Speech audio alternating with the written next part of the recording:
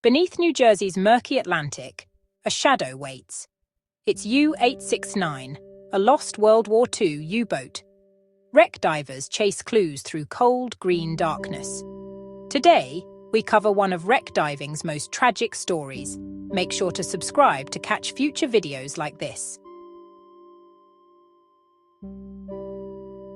60 miles off the coast of New Jersey, the water is a dark, murky green. Visibility is a luxury. Today, it is barely 10 feet. Bubbles rise in a frantic, silvery column. They are the only sign of life in this crushing, silent world. Each breath is a loud, mechanical rasp, the sound of a diver's regulator. It is the only sound that matters down here, this deep, this far from the sun. The pressure is immense. It squeezes the body. It plays tricks on the mind. A single beam of light cuts through the gloom. It is a diver's torch. It sweeps back and forth, a nervous pulse in the darkness. The light catches swirling particles, marine snow, a constant blizzard of debris from the world above. It dances in the beam, making it hard to focus, making it hard to see what lies just beyond its reach. The diver descends slowly, carefully. Every foot deeper is a step into another realm, a world without color, a world without warmth, a world where mistakes are not forgiven. The surface feels a million miles away. It might as well be on another planet. The silence is broken by a faint, rhythmic sound. Ping, a sonar echo.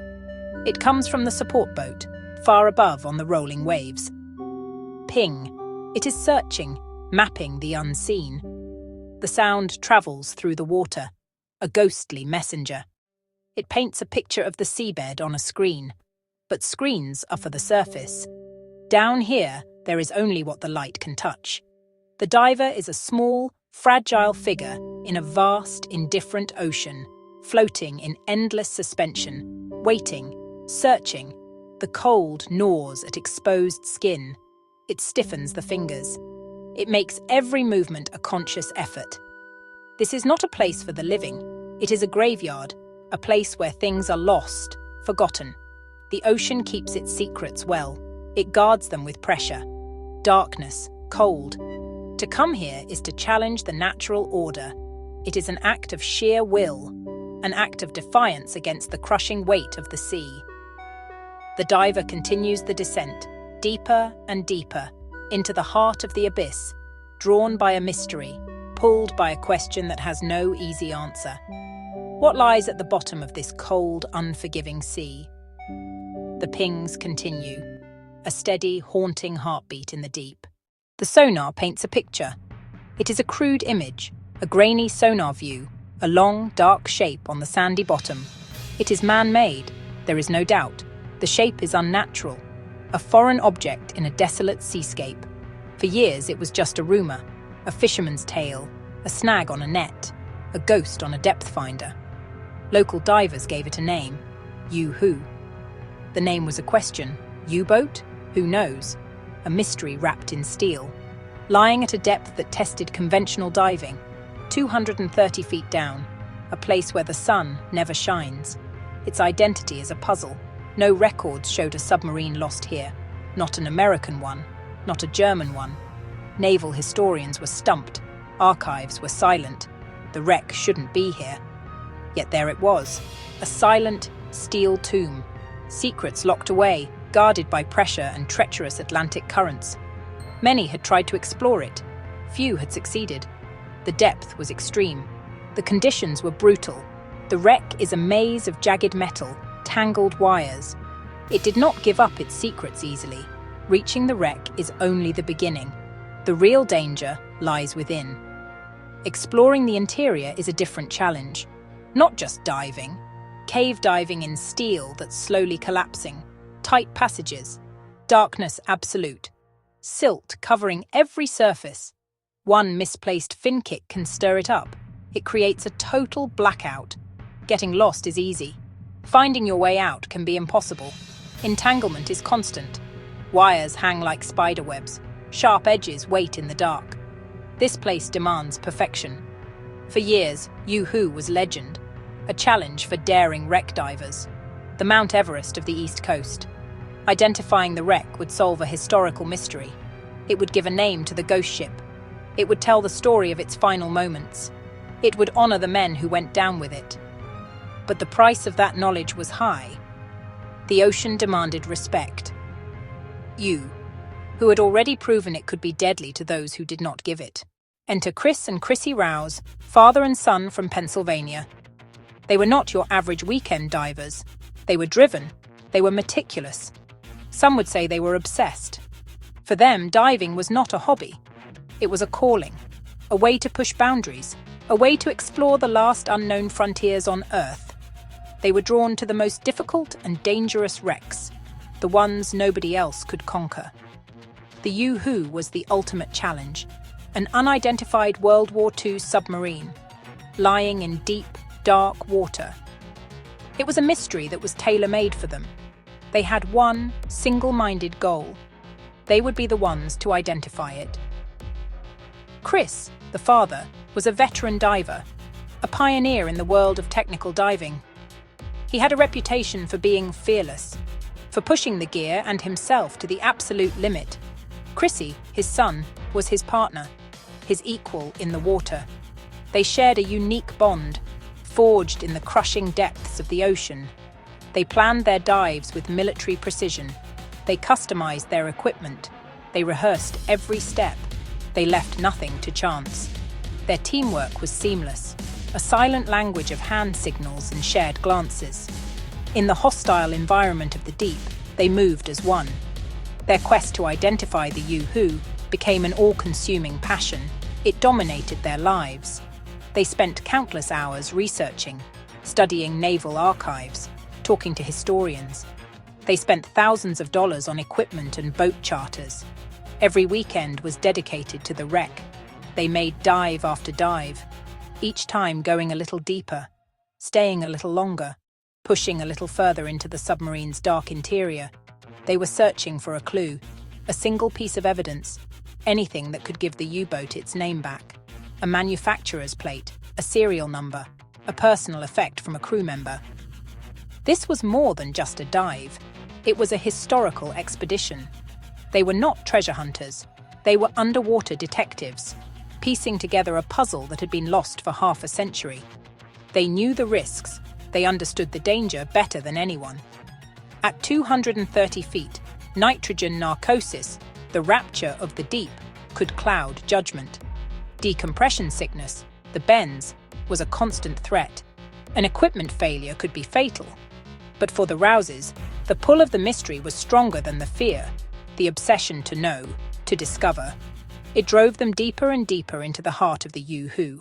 In 1992, the push toward the engine room was one of the Rouses' most ambitious goals. Located in the aft section, it was the vessel's powerhouse. It housed the massive diesel engines. It housed the electric motors. It was a place of extreme noise and heat when the submarine was alive. Now it was a place of extreme silence and cold. In the engine room, they noted manufacturers' plates on the MAN diesel engines. Chris signaled Chrissy. They documented locations and markings carefully, working through grime but keeping their focus on recording evidence. A wire brush revealed the MAN logo and partial serials, strong clues of German manufacture, not a hull number. They photographed and logged everything, preserving details for later research. They had a lead, small, stubborn clues buried deep in the most dangerous confines. Enough to suggest a German U-boat, but not the final identification.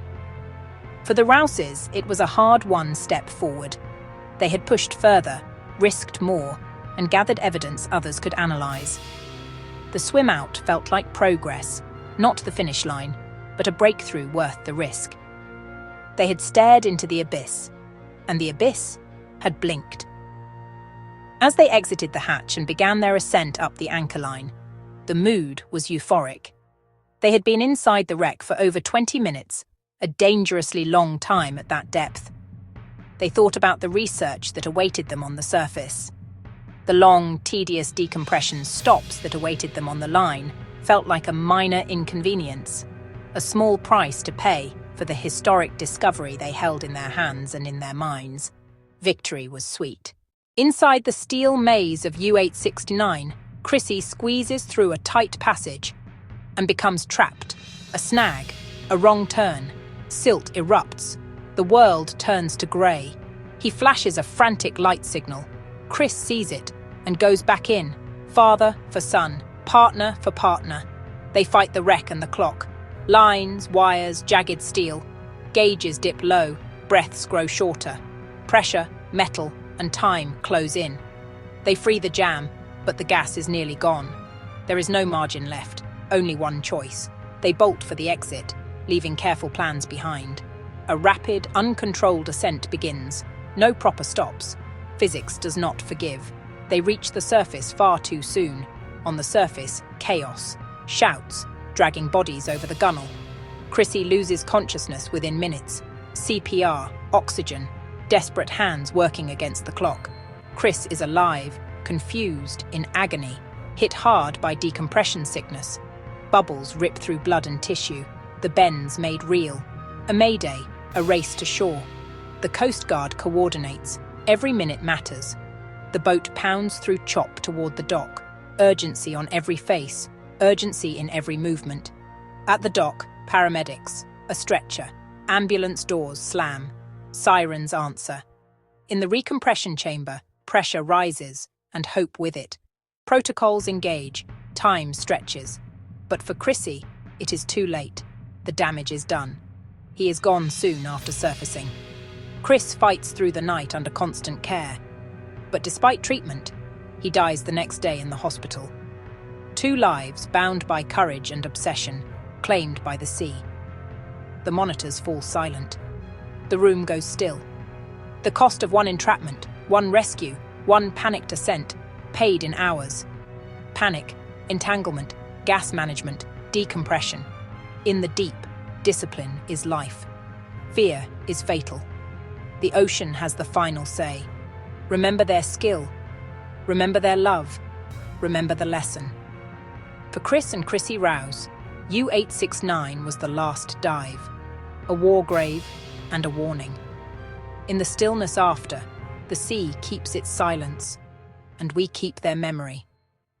In the aftermath of the tragedy, the evidence that Chris and Chrissy Rouse had collected was not forgotten. Other divers, including John Chatterton, took up the task of finishing their work. The process was slow and difficult. They had to cross-reference obscure parts lists and engine manufacturing records. But finally, they found a match. Later, other divers located and photographed artifacts, parts stamped with the number U-869. Cross-referenced with engine and parts records, the match was definitive. The ghost ship finally had a name. History had to be rewritten. The official record stated that U-869 had been sunk by Allied warships off the coast of Gibraltar in the Mediterranean. The discovery off the coast of New Jersey proved this was wrong. The discovery provided closure for the families of the German crewmen, who for 50 years had believed their loved ones were lost in a different ocean. They had mourned them in the wrong ocean. The discovery also fostered an unlikely connection between the American divers who found the wreck and the German families of the men who died on it. John Chatterton and others who continued the research travelled to Germany to meet with surviving relatives. They shared the story of the discovery, showed them underwater footage of the submarine, and presented them with some of the artifacts recovered from the wreck, such as the German-made dinner plates. These meetings were emotional, bridging a gap of decades, nationalities, and the lingering shadows of war. The discovery transformed an anonymous wreck, the U-Who, into a recognized war grave, a memorial to the 56 men who remain entombed within its steel hull. Chris and Chrissy Rouse risked everything for discovery. They were driven by a passion that few can understand, a need to know what lay hidden in the dark, cold waters off the coast of New Jersey. Their quest was not for gold or treasure, but for a piece of history. They chased a ghost ship and, through extraordinary bravery and meticulous documentation, advanced the search. Later, divers confirmed U-869 with artifacts stamped with its number. The Rouses' work paved the way, correcting a decades-old error. a story later chronicled in Shadow Divers, proving that forgotten truths can still be found by those willing to look in the deepest, darkest places. If you love true survival stories and deep-sea mysteries, subscribe now for more real-world explorations brought to life.